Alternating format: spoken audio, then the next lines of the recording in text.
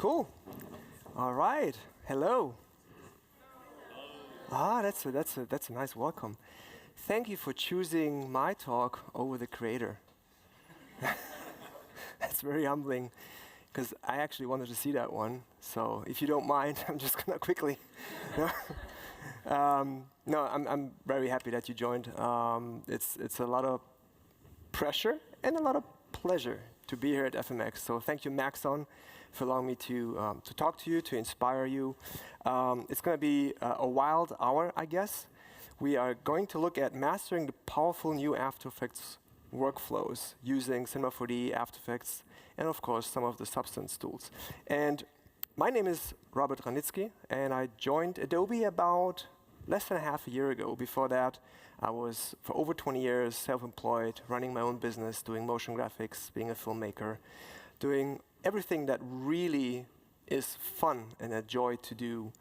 But also on the side, I was presenting a lot, inspiring, folks like you, just sharing experiences, sharing workflows, sharing things I learned along the way to make you maybe a little bit better of an artist, or inspire you to give you that one little tip that you might need.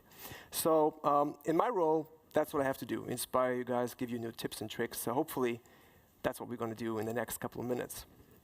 Before we get started, I did that on Tuesday because this is my second talk. Let me just quickly record a video if you don't mind. You all signed the GDPR release form, I guess. So let's do a quick little selfie, and we pretend that you're all cheering for your favorite team, that they just scored a goal or whatever. And then you can be yourselves again after that, okay? So you're gonna cheer like crazy in 1, 2, 3, okay? 1, 2, 3.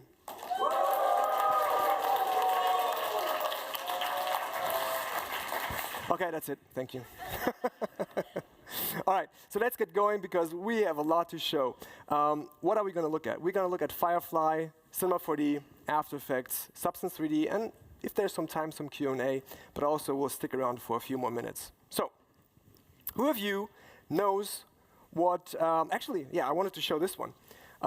Substance 3D is behind all the shows in the category Emmys Outstanding Visual Effects. And those who know me might have a good guess which of these shows are my favorites. It has to do with spaceships. Regardless, I'm super proud that the tools that we make are being used so extensively and are so much fun to work with.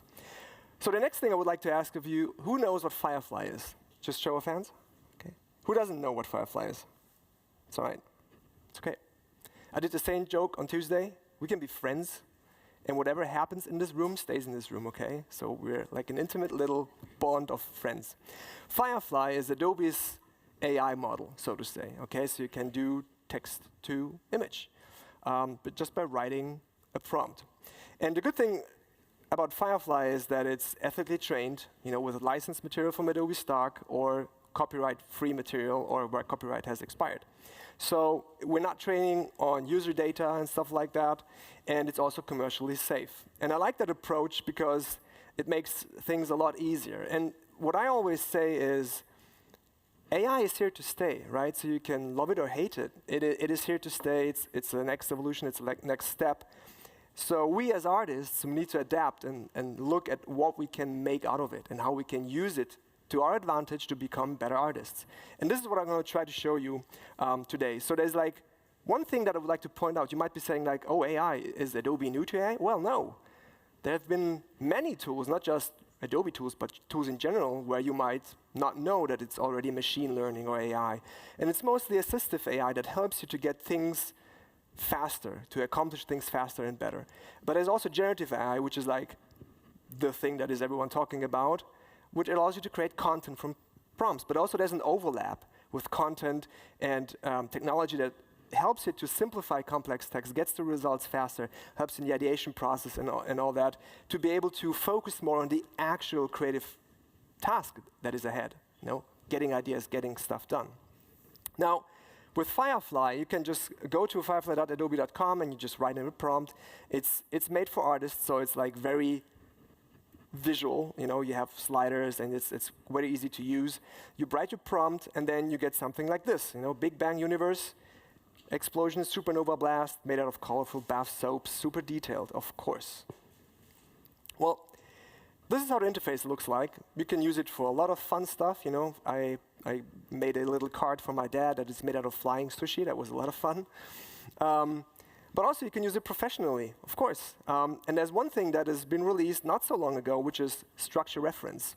But also not so long ago was released Firefly Image Model 3 as a preview last Tuesday this week. So it's a new model enhanced that gives you a much better quality.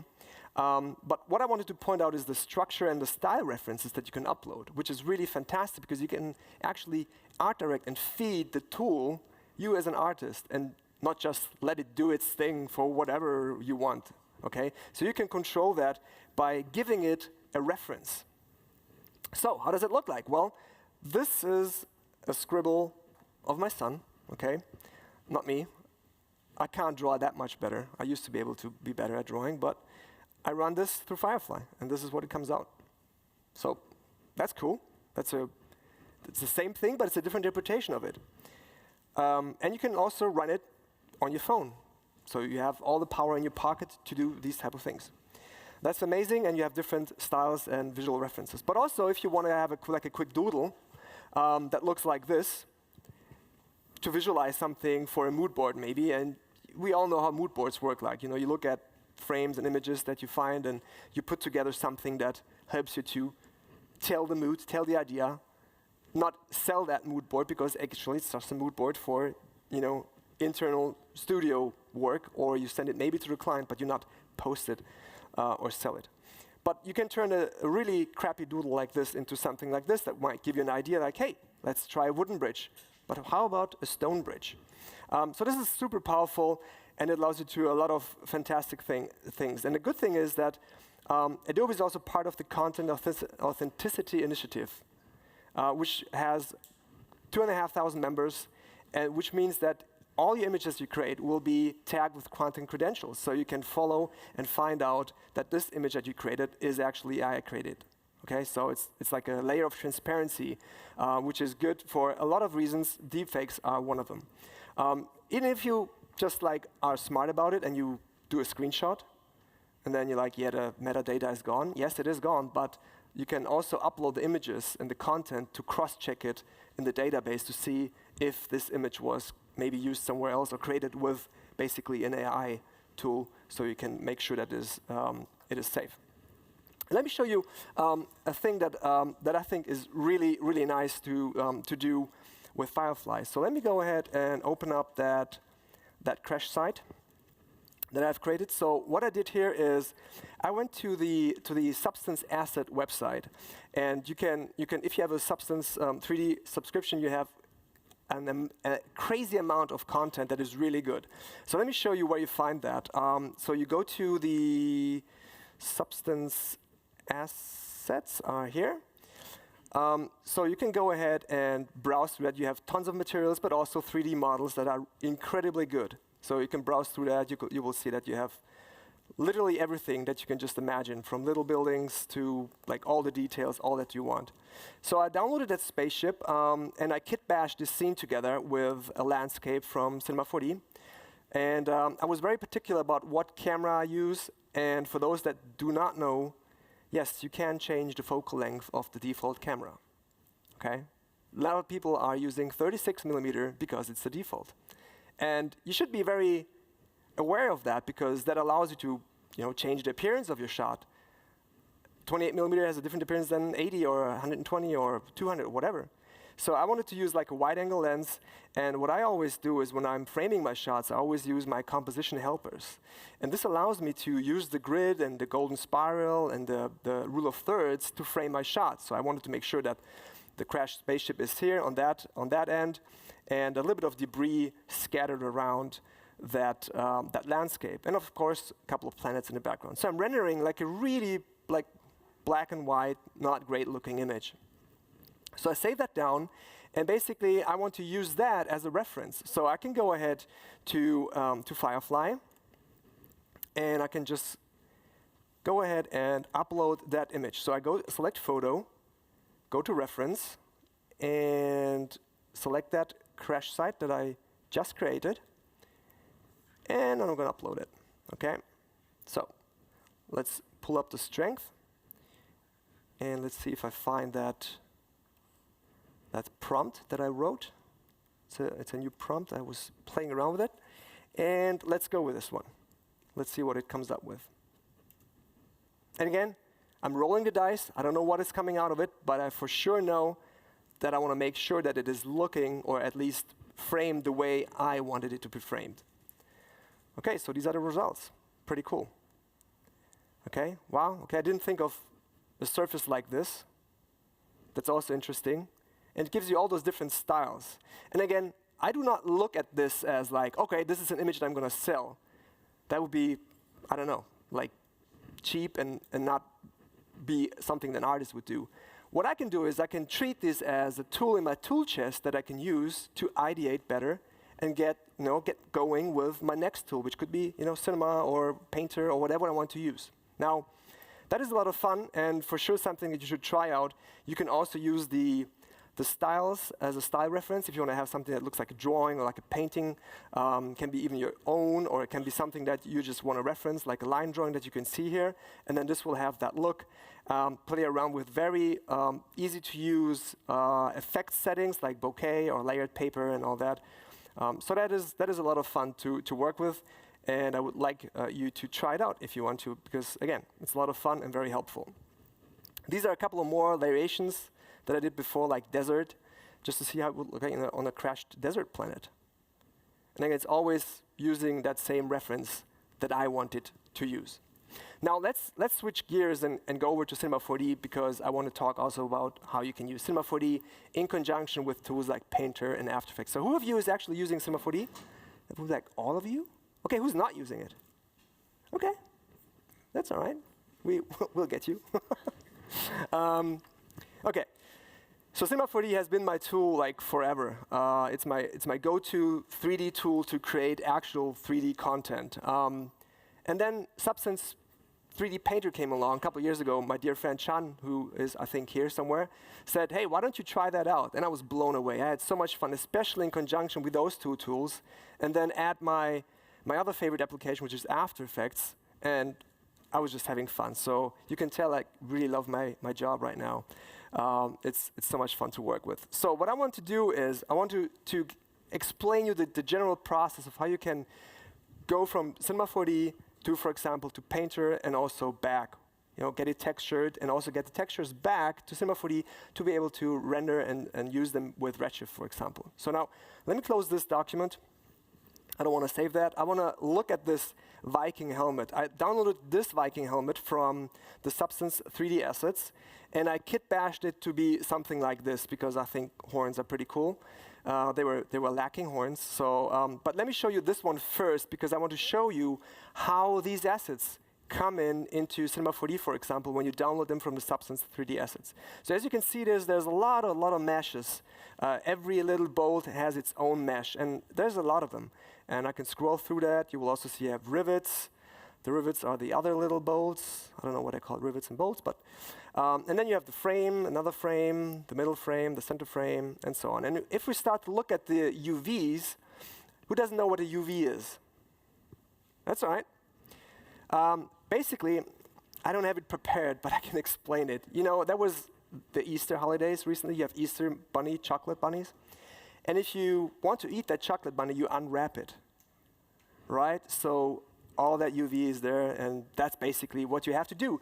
And Painter needs proper UVs to work perfectly fine with especially smart maps and all that. So what you can do is you can go to Cinema 4D UV edit mode, and then you will see that all the little geometry has all those little UV maps distributed along. And if I select all of them, you will see that this is actually the full-on helmet. So this is what you need to be able to texture it in Painter. Well, this is ready to go. You can use this FBX and launch it in Painter, and I will show that in a minute. But before that, I will show you the way that I like to do, because I like to mess things up and just add to it, take away, and have it a little bit more cleaned up like this. Okay, so I have main, I have band, accent, bolts, rivets, and horns. And as you can see, the last three are already UV mapped. And the easiest way to get your UV mapping right is to select that model and go to the UV edit mode and go to set UV from projection, and you choose the new automatic pack. Well, it's not that new, but it hasn't been there forever. You set that, you click OK, and then now you get the UV map right here. And you can do that for all the other ones, and this will create the UV maps you need to have. Okay? So these are the 6 objects that I wanted to map correctly, and I now go ahead and export that as an FBX. So go ahead, FBX, and let me save that to the desktop. Let me see if everything is right. Normals, blah, blah, blah. Yeah, I think that is cool. And let me save that to the desktop. Viking start. All right. So the next thing, once this is done, you can take it now to Substance 3D Painter. Who has used Substance 3D Painter? Let me show of hands. Okay, who hasn't used it? Come on, be honest. Higher? Yeah, okay. That's all right. We can be friends. But get ready to get your mind blown, because it's really a lot of fun to use. You know Photoshop? Has anyone heard of Photoshop? I'm not going to ask. It's a joke. So it's like Photoshop in 3D. You can paint on your model, and you don't have to wait for a render to complete, because it's basically real time. So let me show you. Let's go over to Painter. And the first thing that you have to do is you have to understand that Painter needs a file to be fed. So the process is like this. You go to File, New, and then you have to select your file. You select the template, ASM, PBR, that's okay to leave it at that. My friend and colleague Guillaume told me that you should use OpenGL if you are working with Redshift, so that's important to know. We'll leave it at a 1K resolution. You can go higher, but to speed things up, I leave it at a lower res. And I'm going to change, I'm going to select my Viking helmet. Now, with this in place, I can start working. If you do not have UVs, you can also use the auto unwrap. I've never tried it, to be honest, like completely transparent. I don't know how good or how bad it is. I'm sure it is amazing, but I haven't tried it, so I won't lie to you other than being honest.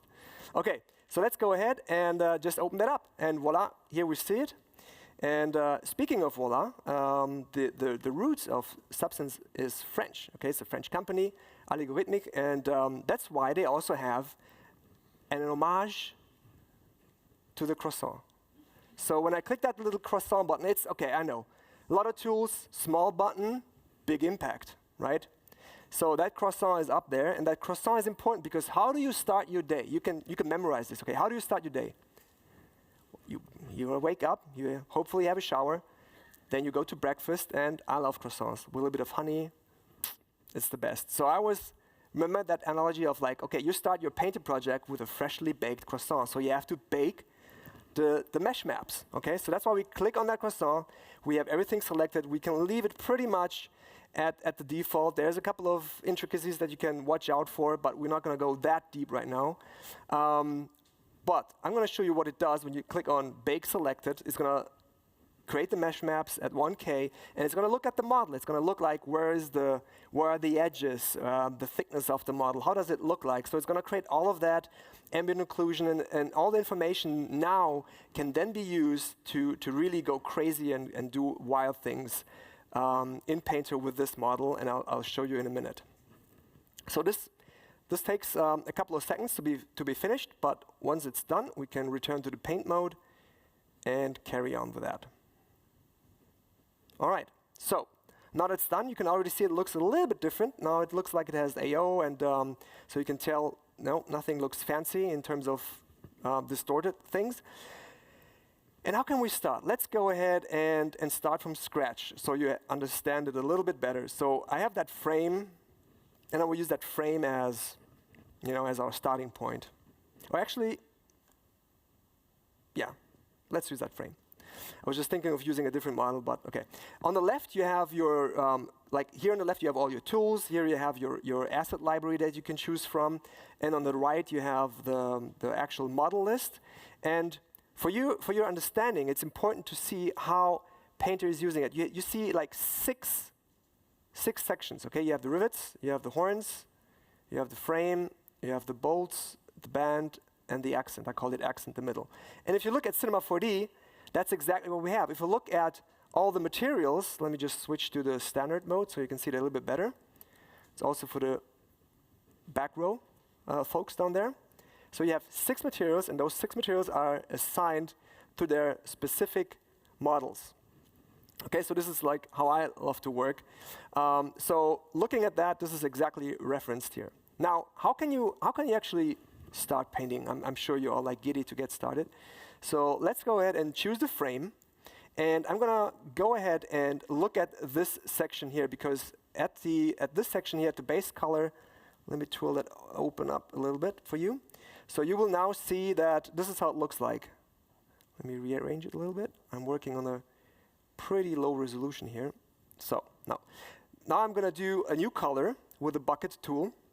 And now I can go down and choose my color right here. Okay, so you see that? So I'm going to choose a color that is dark bluish, I would say, something like this. Now, the next thing you can do is you can look at the roughness. And if I'm playing with, sorry, this one. If I'm playing with a roughness, that will make it like less or more shiny. So this looks like a rubber helmet, like a kid's toy. And this looks like a super shiny one. And you can also play with a metallic look to make it look like super shiny and metallic, like glossy, almost like chrome. And you can play with those sliders independently to create the look that you want, because of course it needs to be like a metal helmet.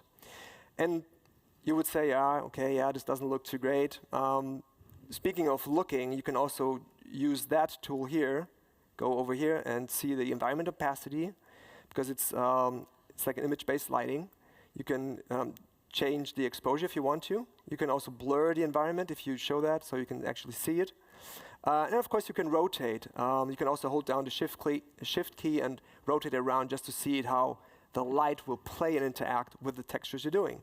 So that is all good and nice, but it still doesn't look like something. So how can you change it? Well, let me show you. Let's go to the roughness. So you click on here, and now you can choose between a number of different attributes. For example, you can use like grunge or scratch. So let's look for scratch for now. Scratches, and let's add this one. And this instantly makes it look so much better, because it adds a black and white roughness map that will immediately show its results. So it's basically, it looks like a scuffed up helmet. Really cool. So the next thing I would like to do is maybe add another layer. And let's make this layer like brownish, like dirty. And of course, dirt is not shiny at all. So let's just crank that up, make it really matte. And now I want to have that dirt happening only in the little crevices, in the corners, in the edges. So I can switch my asset library tool to the masks, and I can look at, for example, dirt cavities. There it is already. You can browse through, and you can also type that in.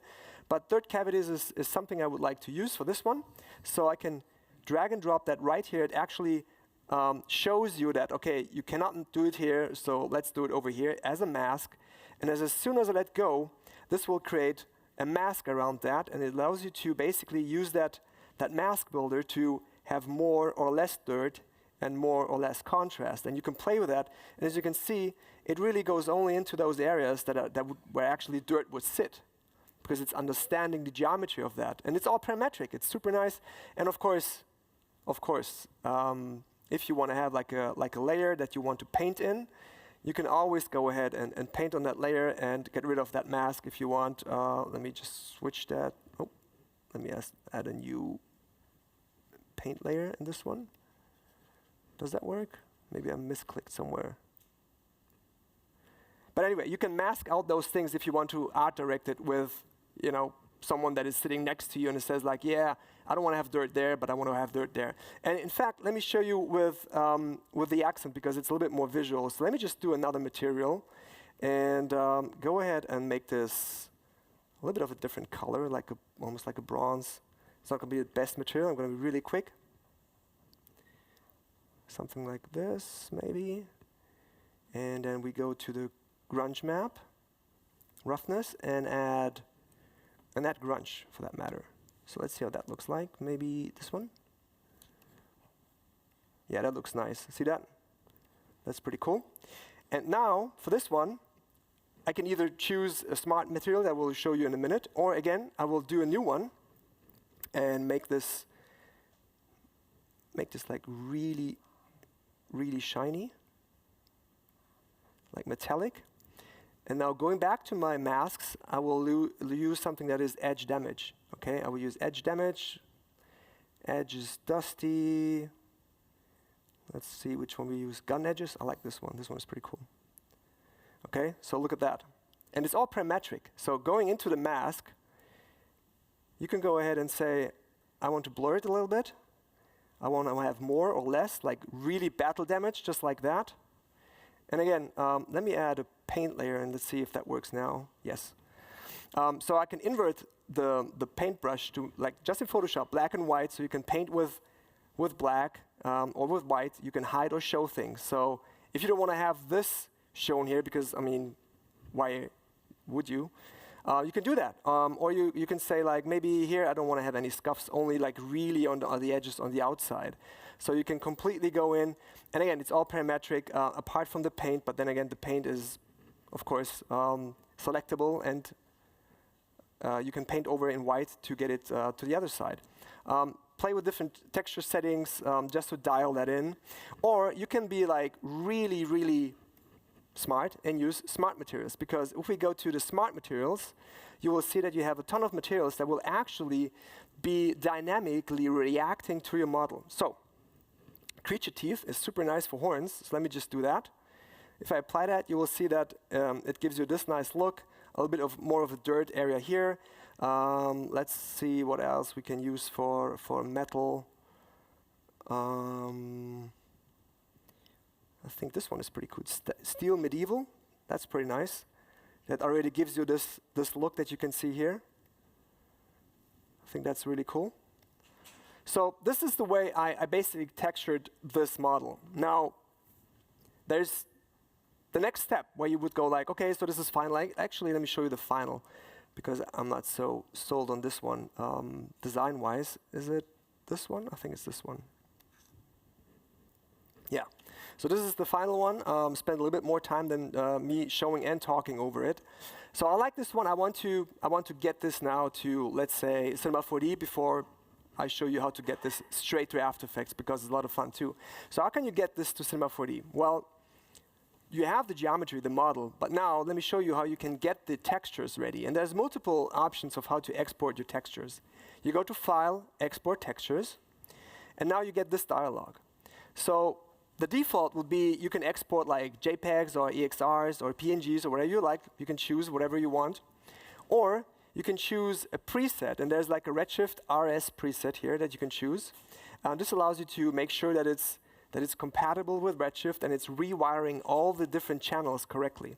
Now, I have chosen my own little preset here. I've modified a few things because I don't need all the channels. And I make sure that I'm choosing SBSR, okay? It's like a substance archive that I'm exporting right here. And I want to make sure that I'm exporting all the necessary materials that I want. And then I'm basically clicking on export. So let me just go ahead and export them to the desktop. So you see how it looks. And again, you can also export like the traditional JPEG or TIFF or whatever you want to use. But I'm going to use SBSR because it's pretty cool how it works now with the latest version of Cinema 4D. Because before that, you would have to create a Redshift material, you would import the maps, and you would have to like basically manually choose, okay, this is the roughness, you link it to the roughness, this is metallic, and so on and so on. So yeah, let's see if that will be exported. So this is the perfect moment for a sponsored water break.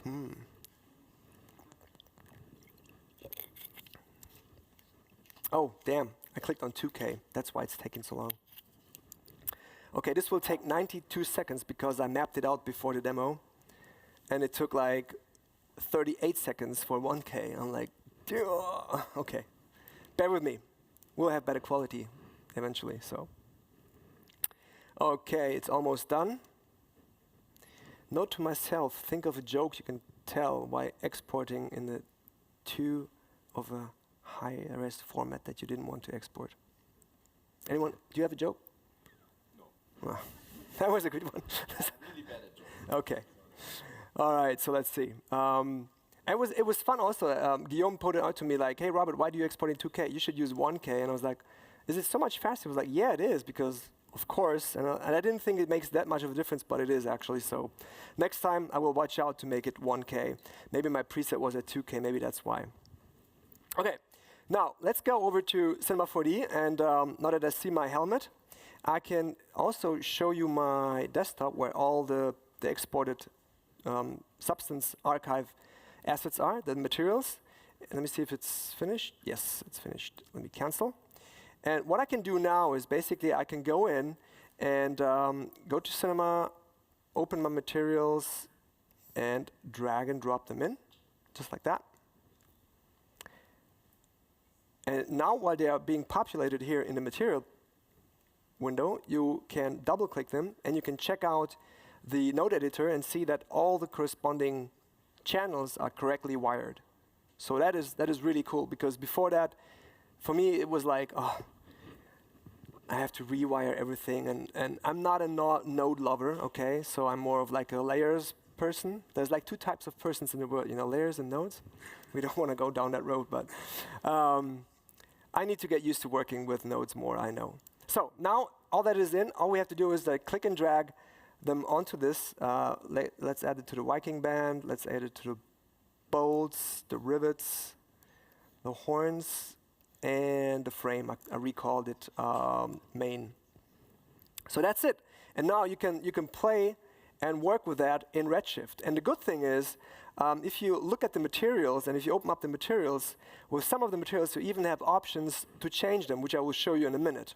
But let me switch to a scene that looks a little bit nicer and not so boring, and I don't want to bore you with populating the scene with some more stuff. So let me just go ahead and find that. Let me use this one, yes. So this is the scene that I created. There's a little bit more happening, a couple more cameras. And let me show you the render. Let's go to Redshift, RS render view. And let me render that. So you can see it's exactly the same helmet, the same materials. Now using Redshift, you can see all the scratches, the scuff marks, and all that. So it's really cool. Before I show you one more thing with the materials, I would like to show you that, for example, if there's someone that says, how do the objects actually look like that come in? Well, let's go a little bit closer, and you will see that you would say like, well, it's not high poly enough. And yes, it's true. If you look at that, and if you render that, then you can say, yeah, maybe if you want to do like a title sequence where you're like super close to the helmet and you have typography in 3D flying around, you wouldn't want to see this here or this edges, because it's just not high enough. Well, there's a very easy solution for that. You can just go ahead and choose the subdivision surface, and you can just drag and drop that model in there, and all of a sudden, you have all the beautiful geometry. You can also play with the division if you want to have 2 or 3 or 4, or even just 1. 1 might be even enough. Let's try 1. And also for the viewer, not 21. Yeah, 1 is also pretty decent. And then again, if you render that, you will get rid of those edges and have more of a pristine, rounded look. So that's how you can basically solve that. So all the models are very easily to be used with subdivision surface. Now, another thing I would like to point out, if we are looking at materials, let me look for wood in here. And you can specify if you want to look at models or lights, materials, whatever. So let's go ahead and look for material, and let's call it old wood, because I downloaded it before. Old wood fence. I don't know if this old cracked wood wall. Either way, what I want to show you is you can look at those little previews. You have a lot more infos here, but also you have info here that allows you to see the physical size, which is also relevant if you are working in Cinema 4D, basically, because you have to make sure that the physical size matches what you are actually doing if you want to make it look realistic. So you can use these informations here when you are applying it to a model to make. So for example, if it's like a 2 by 2 meters, you would tile it like twice, because this is roughly 1 meter, and then you would get how it actually should look like. And you can also see if it's captured or procedural. And with the models that are procedural, you can do fantastic things. So for this, I have I have a bit of, I think it was called rotten wood planks. Super nice. I dragged that in here, and I created just a surface, just a plane, and it has that applied. So adding the Redshift camera with a little bit of depth of field gives you this little nice view. But if you double click on that material, you can see it's all wired, it's all good. But if you look at this section here, you will see that you have things that you can change within C4D. So if you want to change the look because it's, I don't know, it's too yellow, you can make it a little bit darker, a bit more, reddish. So you can totally do that, and we'll update it correspondingly. So you have a lot of flexibility. You can add or decrease roughness. You can add more or less planks. And again, it's all parametric, and you can create all those textures and materials also in Substance 3D Sampler, which is a lot of fun. But let's look at the render really quick. So let me just render this out. And this is what it looks like. And I would like to show you one thing that is really cool with the sky. I just wanted to give you a quick result on how it can look like with the sky. And this is, maybe this camera looks cool. No, hang on, I had another one. Oh, this one, yeah. So this is pretty cool. And if you look at the sky and you want to change that, check out what happens. If I change the angle, this would be like a sunset or a sunrise. So you can actually see the sun move. So this way you could create like very quickly completely different moods with this material. So that's a lot of fun, and that's the power of using Cinema 4D with Redshift and the Substance Painter tools. Are you all with me, or is anyone asleep? Hopefully not. Okay. Cool. Yeah. So how can we take this? How can we use Painter and put it into After Effects? So I think I'm gonna close. I'll leave it open for now. And I would like to show you Painter and how you can get it to After Effects. And that's actually super fast. So you go to File, Send to After Effects. And then you can, with one click of a button, you can send it to After Effects. I'm not going to do that because it's going to open my release version of After Effects, but I want to use the beta version. So that's why I'm launching this. But basically, it will just export the model and create a GLB file. A GLB is a file that is really nice. I like it. It was new for me a year ago. I didn't know that before. And it's really cool because it has all the geometry as well as all the materials packaged in one nice file. So you don't have to carry over text folders and all that. It's just one file, and it's very cool to work with. So once that is basically exported in Cinema 4D from Substance Painter, I can show you how it looks like, because it's a lot of fun to work with 3D in After Effects. Has anyone used the new 3D workflow in After Effects? Anyone? Okay, a little bit. Okay. Yeah, so how do you like it? Cool? Not cool? Yeah, it's a good start. I agree.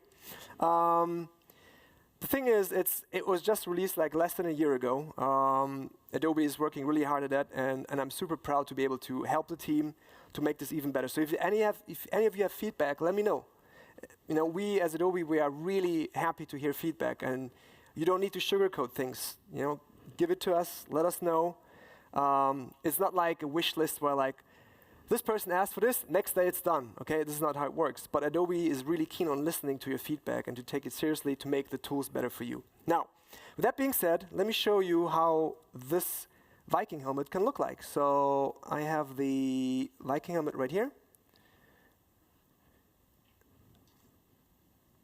Okay, so this is how it looks like, and you can play with that any way you want. You will see that it is basically looking exactly the way it looks like in Painter.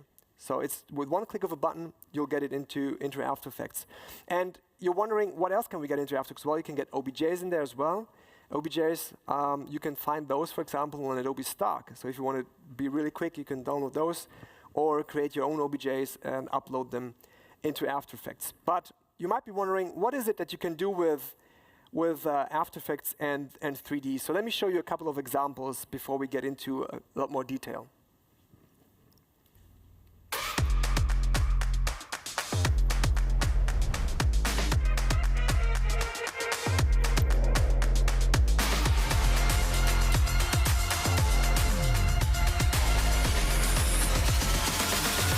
It's game time.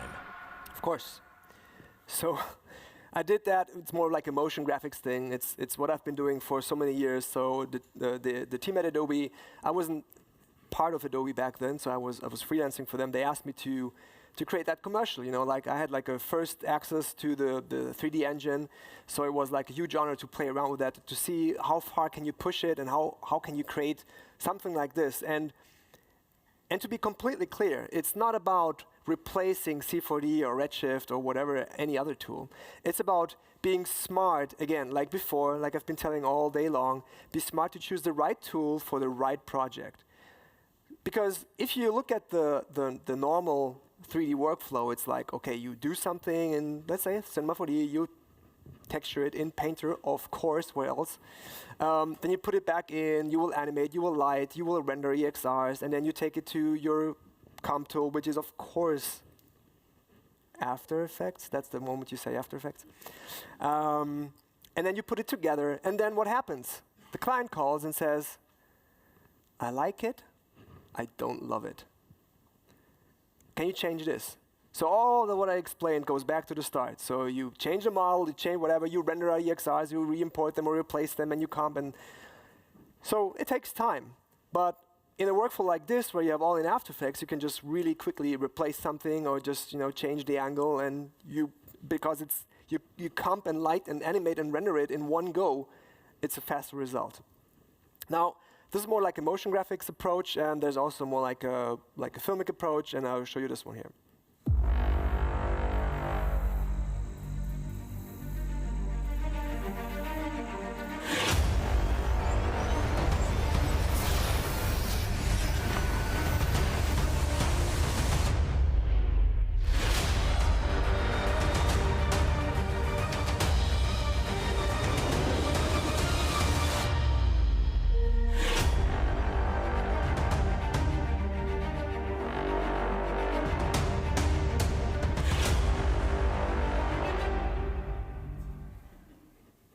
Not coming. Okay, so I play this while I talk over it. So you can see that this is like a footage element that I shot, I think in Fuerteventura with my drone, just flying over this nice landscape. Never intended to add a spaceship into that, but I thought, hey, it's worth it. Let's give it a try. So this is all After Effects 3D tracked. Added that little spaceship that I kit bashed from Substance Asset in Cinema 4D. And textured it in Painter. And this is how it looks like. You can do turntables, so this is like After Effects. You can see like how it looks like. It's super easy and fast. This is another project I worked on, creating this weird eye character that is supposed to visualize an AI element or AI in general that is looking at you. And that was a lot of fun to do because, again, this is all fully done in After Effects. Or even this one. Which is dinosaurs. I thought, I cannot bore you just with spaceships, so let's add dinosaurs. And is there anyone there who said, like, dinosaur fan? Was it you? Yeah. So dinosaur fan, so this is for you. Of course, all done in After Effects. Again, 3D tracked footage I shot in Iceland 4 or 5 years ago. Never thought of adding dinosaurs to it, but hey, once I have the footage, it's cool. Or even title design. I love title design. I would have loved to do more title design in my career. It's something that I really, really admire and love to do. I love typography, I love design, motion, everything. And this is like a great thing to do. Because imagine doing some type, and which movie doesn't have like metallic looking 3D type? And now you can just do it more or less in real time because it just works so fast in After Effects for title design. So I'm curious to see what comes up with it. And this is an example, and I will show you how to do that in a minute. I just finished yesterday or 2 days ago. So I thought, what can you do with this helmet? So I added that into After Effects and created like a title on it, John McNeil. I don't know who that is. It's just a name I thought would sound like, okay, he can write a good screenplay.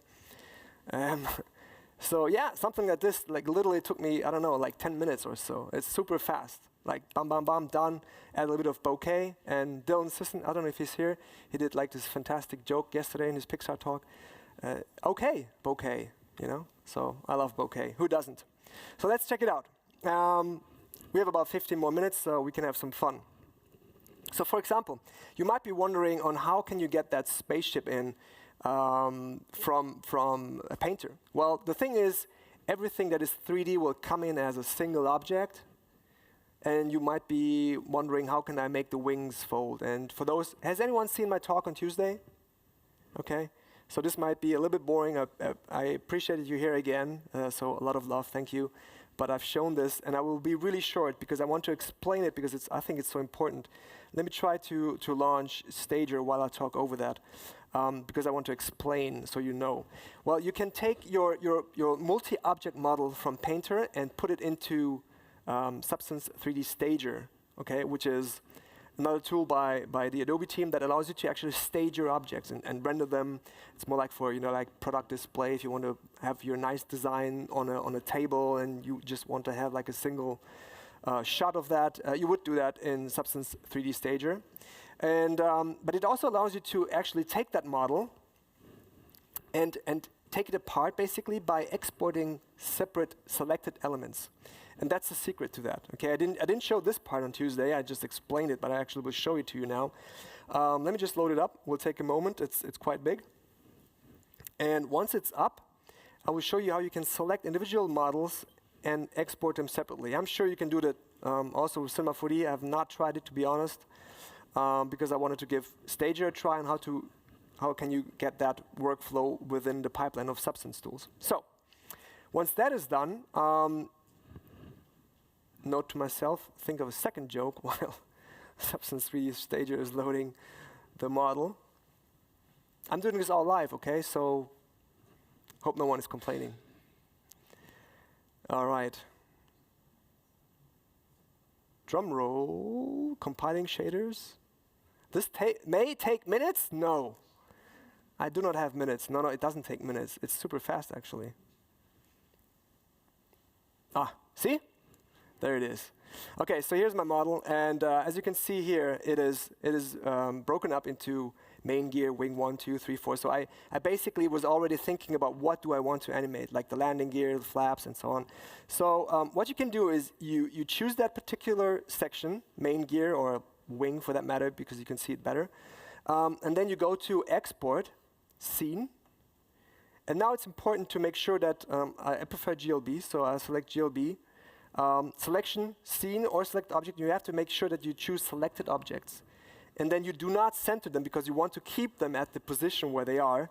And then you export all those individual parts separately. And then you can re-import them in After Effects and they will all match their corresponding positions. So everything will be aligned properly. Now, in After Effects, you can then go ahead and do this. Okay, so you have that spaceship over here, and I have this animation, so it's flying in. And in case you're wondering, this is like super fast. This is like real time because I'm using the draft 3D mode, so all the shadows are switched off. So you can work with that. But if you want to be a bit more precise about the look, you can turn that off, and then you can play with the render options, and you can choose the render quality and the smoothness and the shadow box. It's like a voxel shadow grid that is created. Actually, you can do fit to scene, and then this is the shadow map. So these things help you to be a bit faster. I mean, it's still super fast, so I can scrub through that in pretty much real time. So that's a lot of fun to do. So now here you can see like you have all the wings and everything, and again you can click on that, and you can pick whip that to. Oh, I need to twirl it open. Hang on. Controller. No, here. Okay. So again, Z rotation, slider. All right.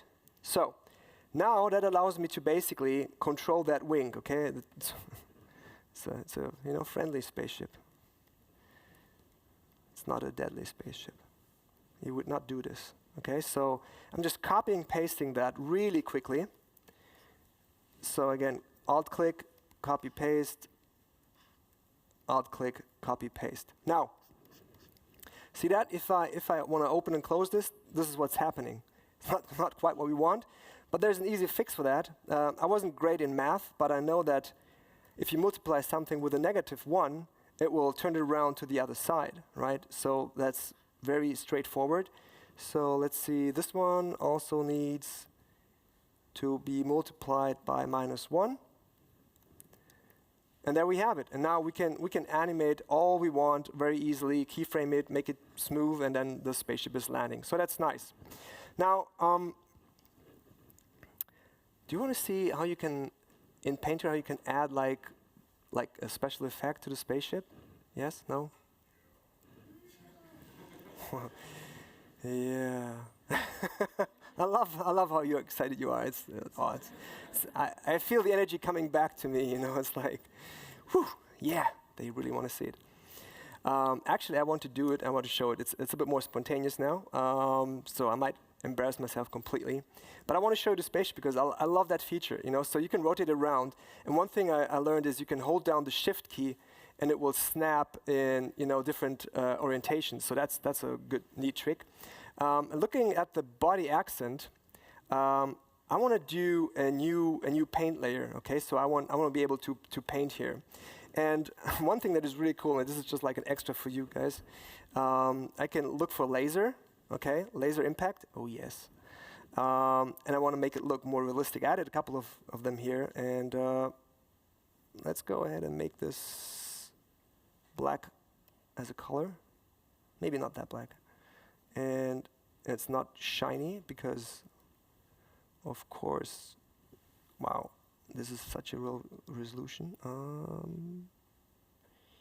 Where is it? Anyway, I don't mind.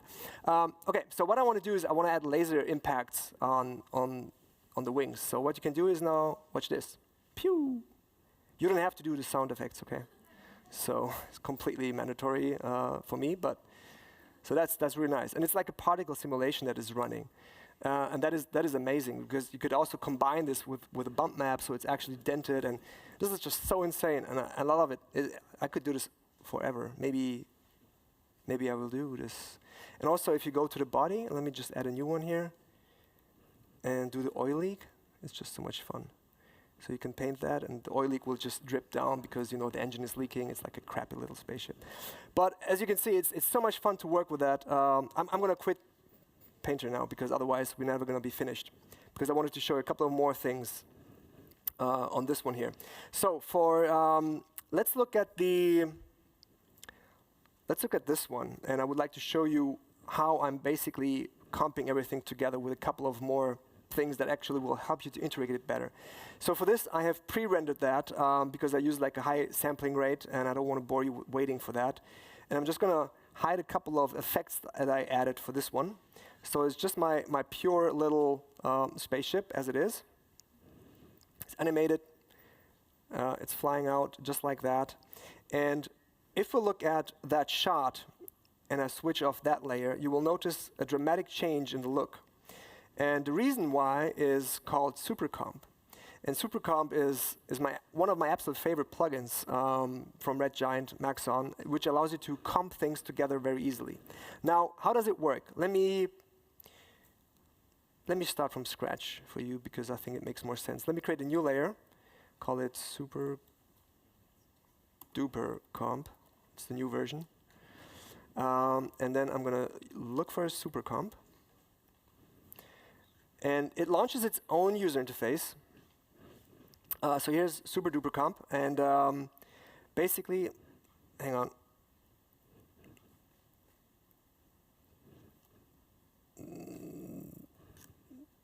I need to edit. Okay, why are all the layers already in there? Oh, because I cannot do two, I guess. That's why. Okay, anyway, let me just get rid of this one and add it again. Yes, that's what I want.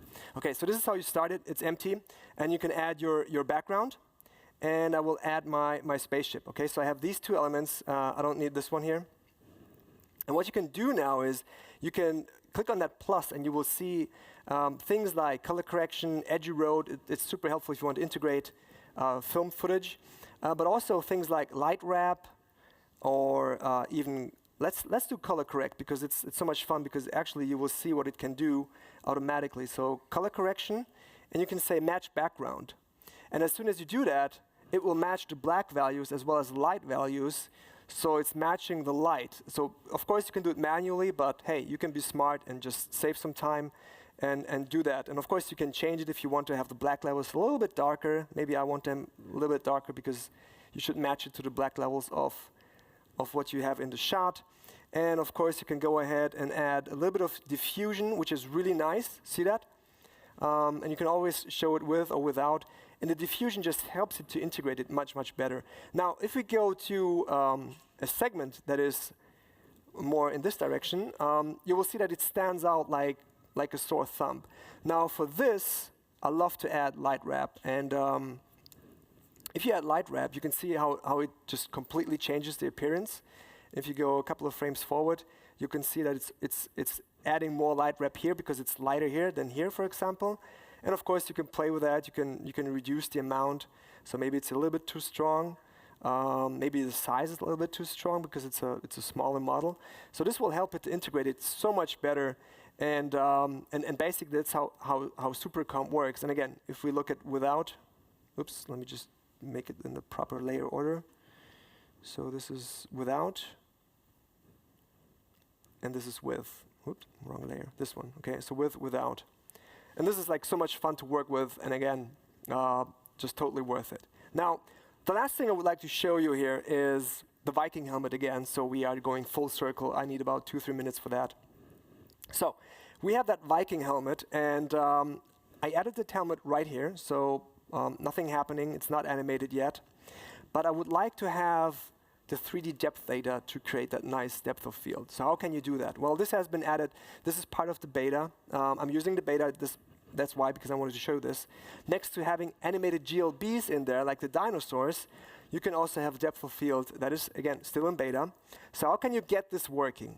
You take that comp with the 3D camera and all the 3D stuff in there, and now you can pre-comp that and use it in a different comp. Now, we are going to duplicate that one, okay, because we're going to use this one as depth. Okay, so how can we get the depth out? Well, we click on depth and we go to 3D extract, or just extract.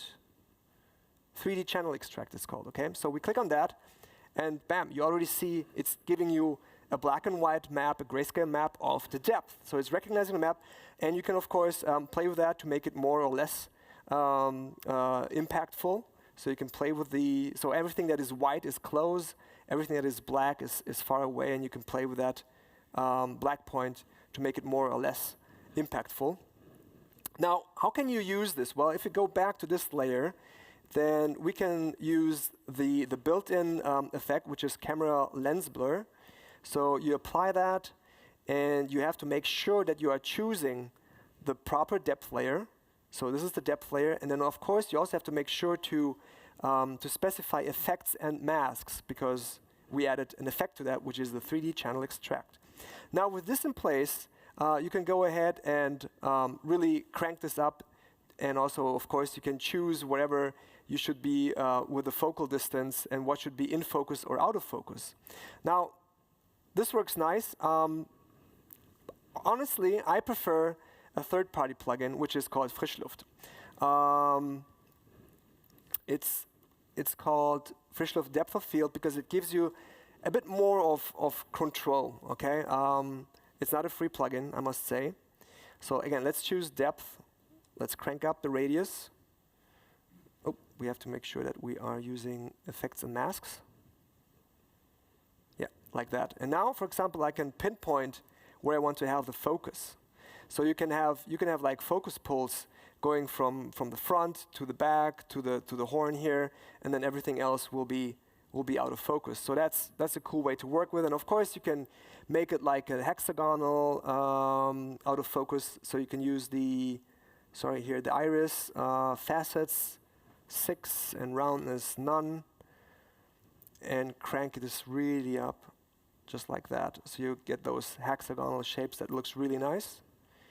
And this is the way I created basically that little title sequence that looks like this. Okay, so if I play that back, you see all the blur. So it's coming from being a little bit in focus to going totally out of focus, I'm integrating the 3D layer. It's just like a plain 3D layer. Oh, and the good thing is you can combine this in another comp. So you can have the new 3D render engine in one comp, and you can put it in a different comp that has the classic render engine, but it's maintaining the same camera. So you can be super flexible and creative with that and create looks like this. Again, the right tools for the right project. It's so much fun to work with. And honestly, I could do it all day, but I think the time has come to say thank you for attending the talk.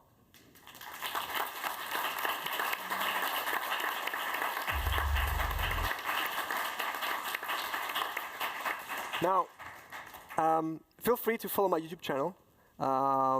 Make sure to subscribe, leave a comment, click on the bell icon to do not miss any new tutorial. I'm gonna, I didn't post for a couple of years. You can see here, like 4 years was the last one, and then like 2 weeks was the other one, and then 3 months. So I tried to crank this up again, and now in my position, I'm able to do more of these, to give more back to you, to learn more.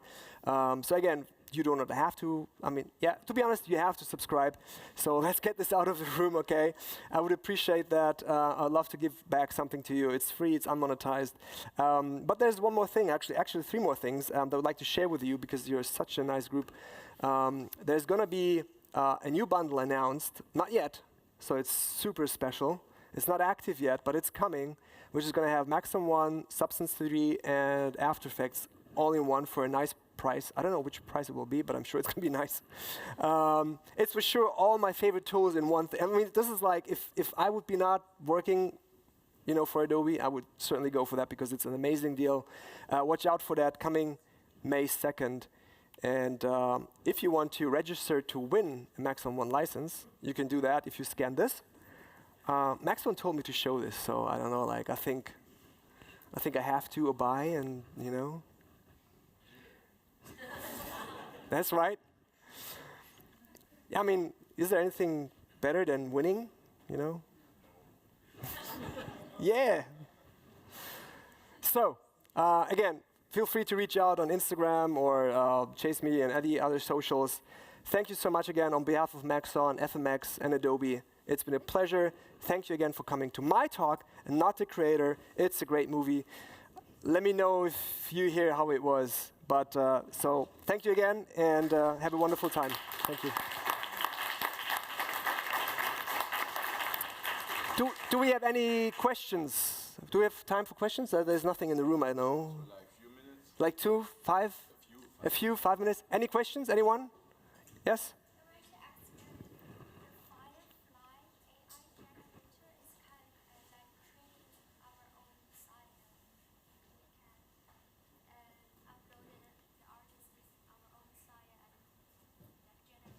Yes.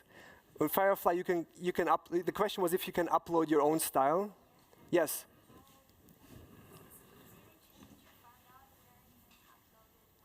Yeah, it's super easy. In fact, maybe I can show you a little bit of. I was geeking out with Dylan just before. He showed you his little monster. So this is the steak version of his monster. So we're just using different styles, and we're also uploading different. Different like sketch doodles, like scribbles that you can use for that. So you can use one as I'll show you. Maybe it's easier. So there's 2 ways of using that. The first way is structure reference, which is actually using the shape. Okay, so the composition and the shape. And you can also, if you upload that, you have like a slider that you can dial in less or more. But the second thing is the style. And the style can be like, we have a couple of defaults, like a neon thing, like a cartoon render, like an outline drawing. I'm not sure what this one is. This is like the photoreal one. And you can define the styles right here. And you can also define the visual intensity. So if you want to have something that is like hand-drawn, you upload like a hand-drawn image, and every day? Oh, you mean how many? Well, I'm not sure how much how many credits you have. I have like 1,025, and that's my personal account, so it's not the sponsor account. It's taking away credits.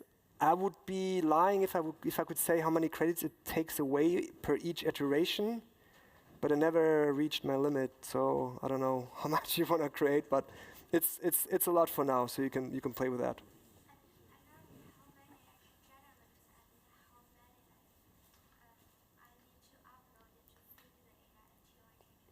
Oh, how many you need to upload? One. One image. Yeah. Yeah, one image, and you can, if you generate one, basically, if you do that, then you get like 4 results, and you can choose which one you want to download, and you can regenerate and regenerate and regenerate. Okay. Yes. Yeah, the thing with the 3D extractor, is it just in After Effects beta for now? I think so. I haven't tried it in the, but well, at least in the beta, you can only extract the 3D data from GLBs. That's only in the beta. Okay. Yes. Yes. Thank you. Yep. Anyone else? Yep. In Stager, is there a way to export only the wireframe or other single AOVs? No. No. No. Not that I know of. No. Have never tried it, but I haven't seen that option. But what do you want to do? Export the wireframe and then like do a turntable with the wireframe and then the model. Ah. Yeah. Okay. That's a good idea. I know you can do this with other tools and plugins. Yeah. But yeah, I'll make a note to myself and request that because it's a cool idea. Okay. Anyone else? Anything? Nope. Okay. Thank you again. See you.